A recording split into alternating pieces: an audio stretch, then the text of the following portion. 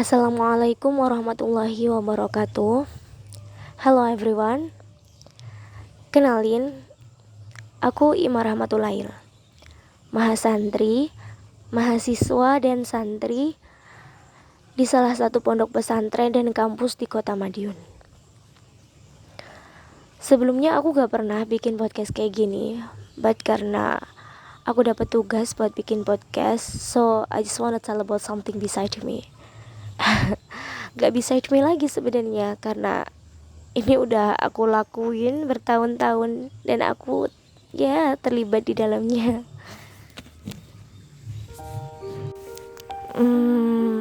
Mondok sambil kuliah mungkin udah biasa, tapi I think it will different if I tell it. Aku mondok udah dari kecil, udah dari umur 13 tahun, sejak SMP. Jadi aku lebih dulu mondok daripada kuliah. Dan pastinya semakin besar aku di pondok, semakin tinggi dan semakin besar tanggung jawabku.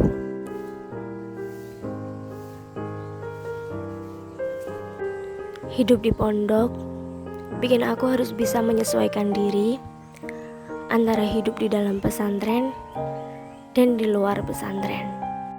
Kita juga punya jadwal pesantren yang harus kita sesuaikan dengan jadwal di kampus. Setiap tempat pasti punya aturan. Begitupun juga di pondok. Di pondok kita juga punya aturan yang mungkin sedikit berbeda dengan aturan-aturan di luar. Di pondok kita gak boleh keluar semau kita, seenak kita, tanpa izin. Jadi harus izin dulu. Dan kalaupun kita izin, yang diizinin itu pastinya keluar dengan alasan-alasan yang bermanfaat. Bukan cuma itu, kita juga gak boleh buka HP 24 jam. Ya, karena kita tahu sendiri HP itu banyak maldorotnya, ya kan? Kita cuma buka HP pagi sebelum kuliah sampai jam 12 siang. Kalau malam kita bukanya jam 8 sampai jam 9. Jadi kalau di luar jam itu kita harus izin dulu. Atau kalau kuliahnya habis zuhur, ya dispensasi lah. So forgive us ya guys, kalau anak pondok suka sulit dihubungin. Kita bawa handphone, tapi gak boleh dibawa di kamar. Jadi handphonenya kita kumpulin jadi satu di kantor. Untuk menuju kantor, kita juga harus melewati beberapa kamar dan kamar mandi. Atau itu kalau lewatnya dalam. Tapi kalau mau lewat luar, ya harus lewat perumahan. Jadi kita lewat sekitar 4 sampai 5 rumah. Karena memang kantornya itu terletak di belakang pesantren, di pinggir jalan. Selain aturan, kita juga punya tanggung jawab yang udah aku senggol di depan tadi. Jadi selain menjadi mahasantri, kita juga harus jadi pengurus, jadi pembimbing, atau jadi makhluk-makhluk lainnya. Makhluk gak tuh? Di kepengurusan aku sendiri sebagai pendidikan, divisi pendidikan. Jadi aku yang ngurus kegiatan santri-santri, dari kegiatan harian, mingguan, bulanan, sampai tahunan. Di kepembimbingan kamar, aku membimbing kamar yang alhamdulillah anaknya gak terlalu banyak. Jadi ada 12 anak. Jadi aku langsung cosplay jadi ibu-ibu gitu, jadi ngurusin anak-anak. Kita juga punya jadwal yang udah terstruktur setiap harinya. Setiap pagi setelah sholat subuh, kita bareng-bareng baca auradul ba'da subuh. Jadi wirid ba'da subuh sama pengasuh pondok pesantren, sama abah yai. Biasanya kita sampai sekitar 5:30. Habis itu kita bareng-bareng ngaji Al-Quran di musola, ngajinya 2,5 lembar atau kita biasanya ngomongnya seperapatan. Abis itu kita bisa prepare kegiatan kita masing-masing. Ya, yang kuliah, yang jualan di kantin ya di kantin, yang jualan di minimarket ya jualan, yang masak ya masak. Sepulang kuliah kita bisa istirahat kalau kuliahnya nggak sampai habis duhur. Kalau sampai habis duhur ya gak tahu deh. Kalau sore biasanya kita quality time, mandi, habis itu kita makan. Biasanya kita makan kelarnya maghrib. Habis itu langsung wudhu, terus sholat maghrib. Habis sholat maghrib, setiap pengurus di sini punya anak bimbing atau tanggung jawab buat nyimak hafalan kitab Nadhom.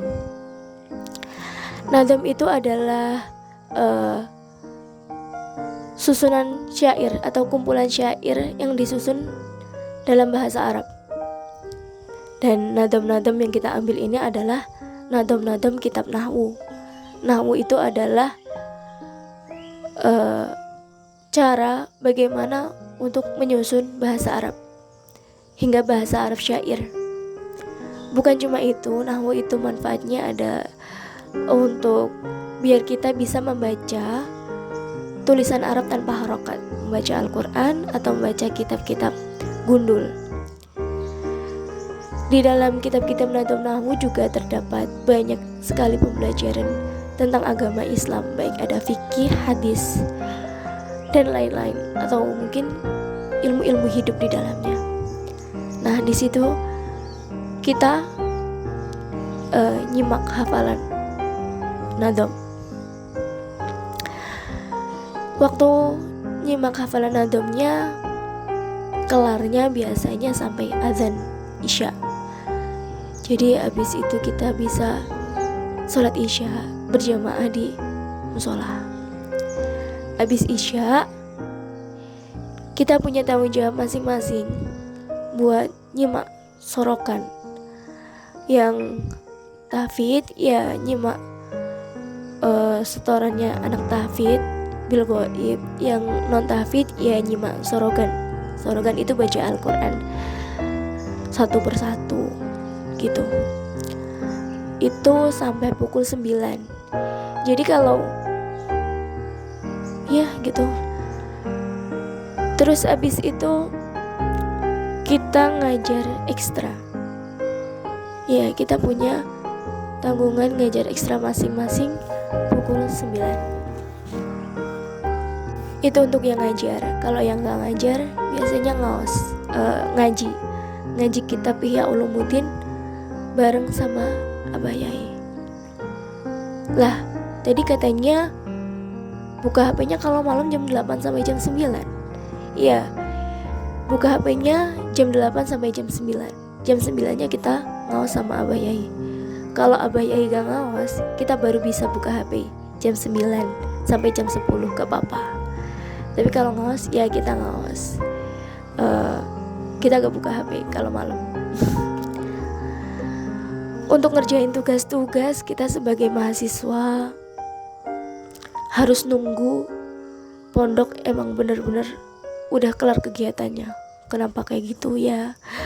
Karena pas kegiatan pastinya kita punya tanggung jawab, kita punya tugas di kegiatan tersebut. Nah, kegiatannya kelarnya jam 10 malam. Dan jam 10 malam itu kita udah gak boleh buka HP. Terus ngerjainnya kapan? Ngerjainnya malam banget. Kita pakainya laptop. Jadi cuma pakai laptop, gak pakai HP. Manfaat banget sih, biar gak itu juga sih gak nyelimur ke HP. Kita biasa kerjain tugas lewat jam 12. Ya, karena bayangin aja kita hidup di pondok dengan ratusan manusia. Apalagi di antara ratusan manusia itu lebih banyak yang masih anak-anak, masih umuran 15 tahunan sampai umur 18 tahun. Mereka masih suka-sukanya teriak-teriak, masih suka-sukanya cerita kesana kesini, masih suka-sukanya banyak banget yang dibicarain. Jadi kita nggak bisa untuk ngerjain tugas fokus, bukan cuma fokus bawa barang elektronik di hadapan orang pun kita nggak bisa. Maaf ya guys, fatal banget. Jadi aku tadi tiba-tiba matiin rekaman karena Abah Yai itu rawuh ke taman, karena aku rekamannya di taman. Abah Yai rawuh dan tanya dong, nyapondok gitu. Malu banget. Emang nyari tempat sepi di pondok itu susah banget, karena ya tadi kita hidup sama beratus-ratus orang. Dan kalaupun kita keluar dari area pesantren, ya mau keluar kemana coba, gak tahu. Semua tempat di luar itu tempat umum kan ya, cuma rumah mungkin yang gak umum. Jadi sampai mana tadi? Ngerjain tugas ya. Ngerjain tugas, bentar aku masih gak bisa nahan tawa. Jadi ngerjain tugas itu kita nggak bisa di jam-jam awal, malam awal. Karena apa? Karena kita kan di sini nggak boleh bawa barang elektronik kecuali kuliah. So pastinya anak-anak bakalan iri kalau ngelihat kita bisa buka laptop. Dan mungkin ya, bukan mungkin lagi, kita kalau nugas pastinya kita sambil dengerin musik. Nah itu pastinya nanti anak-anak iri. Ya kita jaga aja perasaan anak-anak. Jadi kita bisanya nugas pukul lebih dari 12 malam. So coba lihat aja di drive tugas-tugasnya anak pondok, pasti uploadnya lebih dari jam segitu. Kalau kayak gitu ngerjainnya jam segitu, uploadnya pagi. Aku bocorin. Kita ngerjakan tugas dari mulai di atas jam 12 malam mungkin sampai jam 1 atau jam 2 malam. Habis itu kita istirahat, ntar subuh kita bangun lagi gitu. Itu kalau pas gak jaga malam. Kalau pas jaga malam, biasanya 1 minggu sekali kita jaga malam, ya kita bangunin tahajud. Jadi kita gak tidur mungkin bisa sampai jam 3. Nanti kita bangun tahajud, habis itu ganti kita yang tidur, karena kita juga harus kuliah siangnya. Selain itu di pondok aku juga kebagian jadwal masak. Ya masak siang sih. Kalau aku masak buat santri sepondok. Sebenarnya masaknya itu mulainya jam 8, kelarnya jam 10, karena kan makan siang jam 12 ya. Cuman karena aku kuliah kalau siang, jadi aku ditaruh abis zuhur. Nah karena yang kita masak itu lebih dari 24 kilo nasi, jadi kita harus 2 kloter masaknya, karena magicom kita cuma magicom 9 kilo sama magicom 5 kilo. Aku punya cerita. Waktu itu aku pernah pulang kuliah jam berapa ya, pokoknya sore. Habis itu aku belum ganti baju, tasnya aku taruh di dapur. Aku langsung mindahin nasi yang ada di magicom ke ranjang, apa sih namanya kalau bahasa Indonesianya, apa sih itu, pokoknya tempatnya nasi itu aku langsung masukin ke situ. Aku langsung cuci magicomnya, aku masak pakai baju yang masih kuliah. Bukan cuma itu, aku juga pernah pulang itu kehujanan. Abis pulang kehujanan dari kampus langsung ganti, langsung masak. Ya selain dengan kegiatan sehari-hari yang seperti itu, aku juga tadi bilang kan kalau di pondok kita juga jadi pembimbing, jadi pengurus ya sesuai tugasnya masing-masing lah ya. Kalau pembimbing ya kayak tadi aku bilangin, kita cosplay jadi ibu. Kayak kemarin sore aku pulang dari kampus tiba-tiba sekamar udah jerit semua, manggil nama aku gitu. Ada yang nangis, ada yang enggak. Yang satu jerit katanya, Mbak Ima balonnya meletus. Yang beberapa lagi jerit, Mbak Ima belum kelar tarjetan. Ada lagi yang bilang, Mbak Ima gimana tarjetannya? Ada lagi yang bilang, Mbak Ima pengen pulang gitu. Ya Allah, belum aja duduk, baru aja sampai ke kamar udah dijeritin sama anak berberapa itu. Dan aku harus bikin pengumuman kan waktu itu. Aku cepet-cepet baru pulang dari kampus, naruh tas, bikin pengumuman. Pas bikin pengumuman itu dikerumpulin sama anak sekamar. Mereka ngomong sendiri-sendiri keluhan mereka. Ya ampun, otak aku blank banget. Aku disuruh mikir langsung di tempat omongan mereka semua. Karena ya emang kita kan mau liburan, dan besok hari Sabtu itu anak-anak udah libur, udah pulang ke rumah. Jadi mereka harus nyelesain targetnya, dan ketika mereka belum menyelesaikan targetnya, ya itu deh, ada mengadu. Itu sedikit cerita kepembimbingan.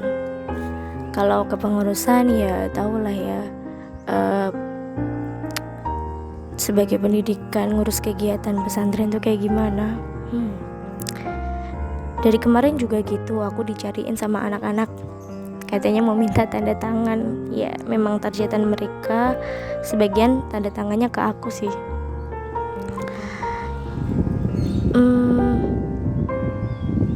Kemarin abis pulang kuliah maghrib, aku juga abis mendengarkan aduan-aduan dari anak-anak. Aku sholat maghrib. Abis sholat maghrib aku langsung nyimak setoran vocabulary, nyimak setoran alfiah, belum lagi sorokan Al-Quran. Tapi waktunya udah malam, udah gak cukup, soalnya mandinya kemarin juga malam.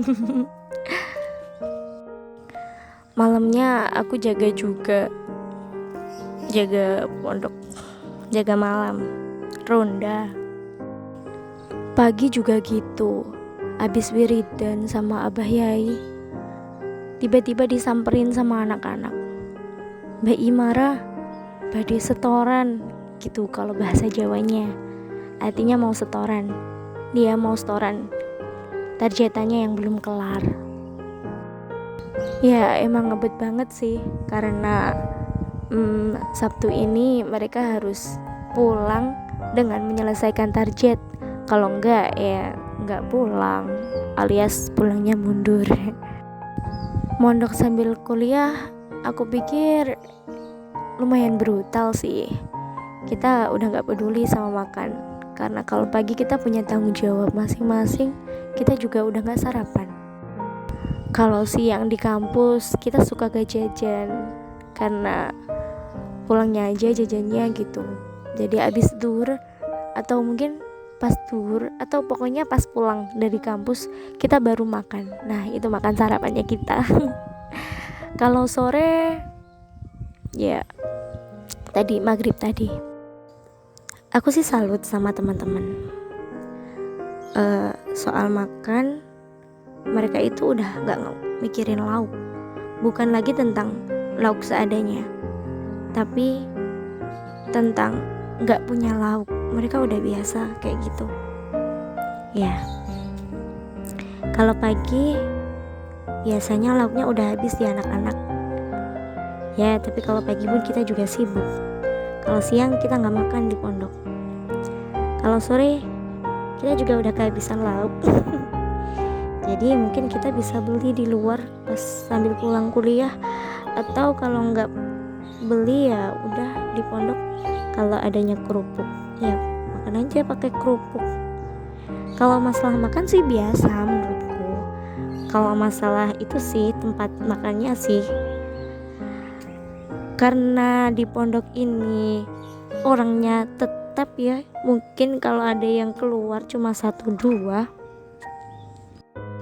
dan sebanyak itu orangnya mungkin sering ada barang-barang yang rusak dan tanpa kita ketahui, dan gak ada yang ngomong, gak ada yang lapor. Makin lama barang-barang itu habis, piring habis, laser habis, semua alat makan itu habis. Pas kayak gitu lucunya brutal banget. Biasanya kalau udah pengurus udah gede itu ya tempatnya seadanya. Kita biasanya pakai tutup panci yang udah gak ada gagangnya, itu udah gak ada tempat pegangannya. Itu kita balik, kita kasih kertas minyak, kita makan di situ.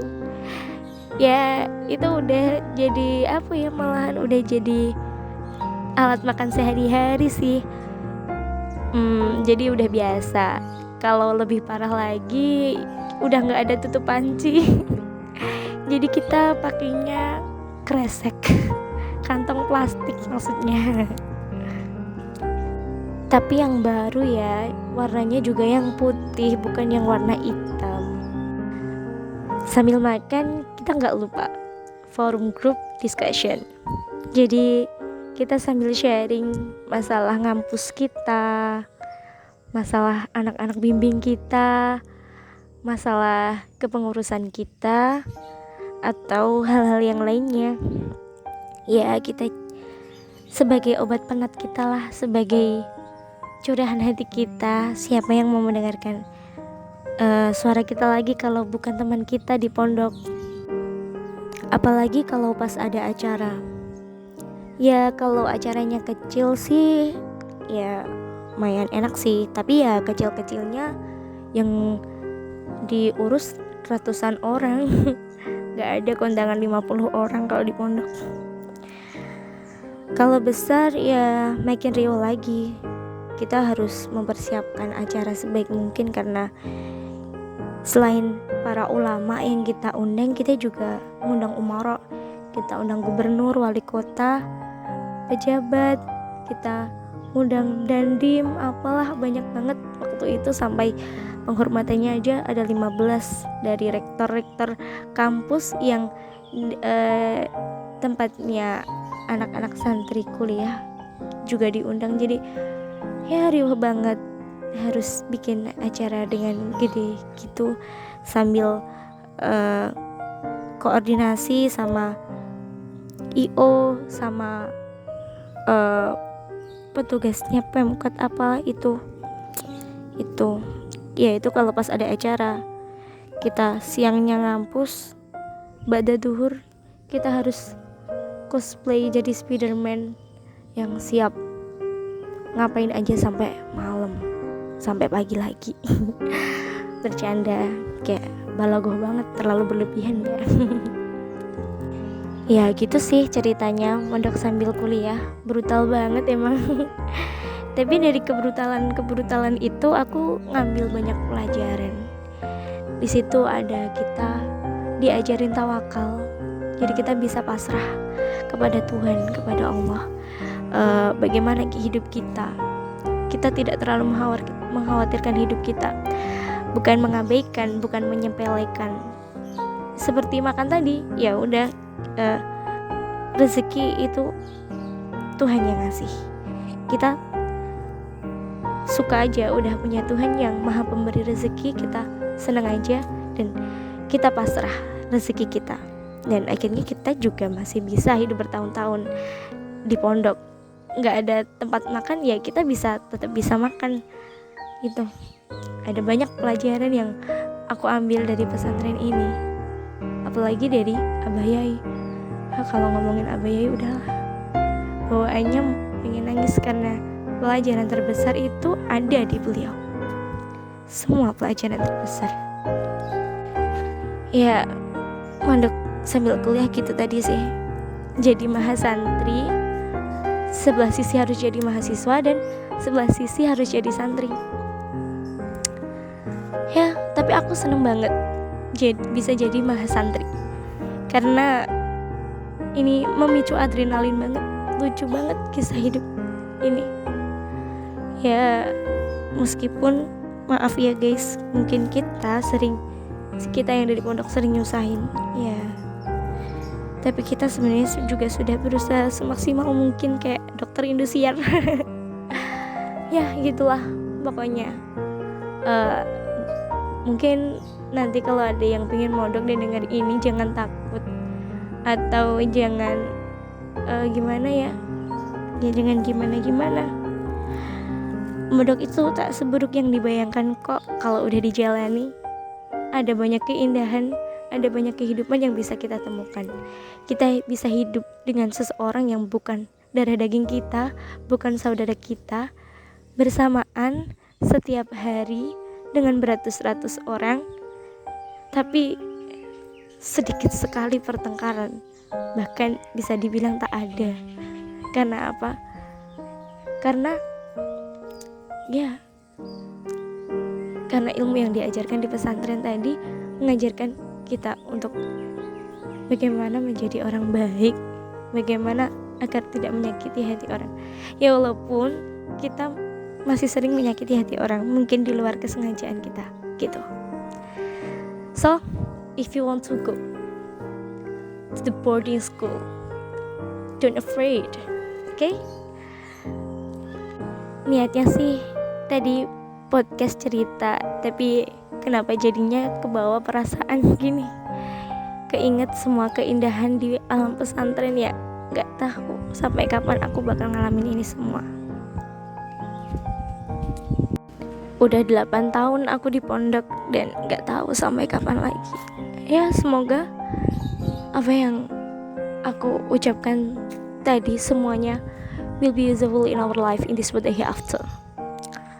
Semoga bisa diambil pelajarannya, bisa diambil hikmah dan manfaatnya. Jangan lupa untuk tetap berhusnudzon ke sesama makhluk, berprasangka baik ke sesama makhluk. Karena apa?